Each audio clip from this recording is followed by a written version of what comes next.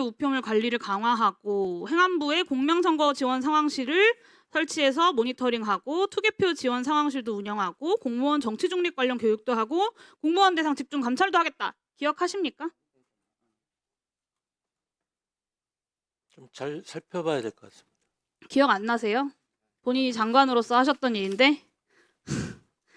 이 회의 며칠 전에 증인이 중앙일보랑 인터뷰를 합니다. 변호사 시절인 4년 전 총선 때였죠. 부정선거 논란이 거셌지만 저명 인사들이 계속 얘기를 해서 들여다보니 좀 이상한 것들이 있는 것 아닌가. 그래서 부정선거가 있었냐라는 질문에는 뭐 딱 부러진 증거가 나오지 않아서 부정선거라고 할 수는 없다라고 답하기는 했어요.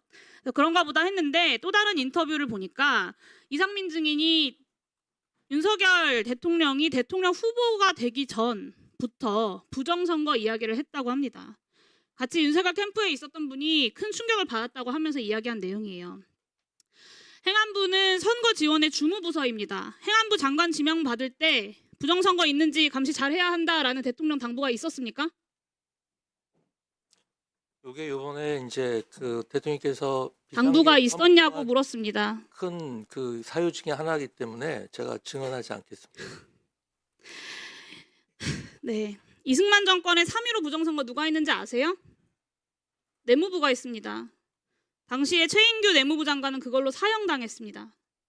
본인이 중앙일보와 했던 인터뷰 제목이 실제 일해봤더니 선관위원장은 바지사장이라는 말에 공감했다였어요.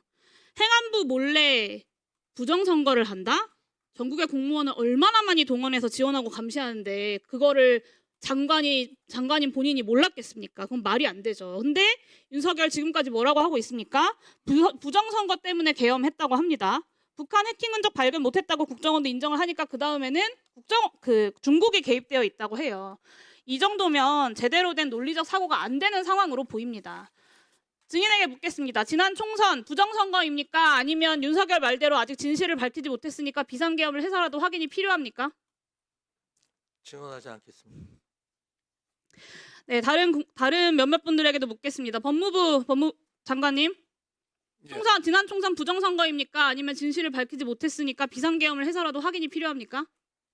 부정선거와 관련된 고발장이 들어와 있는 것들은 검찰에서 수사 중에 있는 것으로 알고 있습니다. 부정선거가 아니라고 말을 안 하시네요. 제가 확인한 바는 없습니다. 네, 정리해 주세요. 1분 주세요. 지난 총선 부정선거입니까? 제 담당 업무가 아니라서 비상계엄을 해서라도 진실 확인이 필요합니까? 여기에 대해서는 안보실은 공식적인 의견이 없습니다. 신원식 실장님 나가셨네요. 네.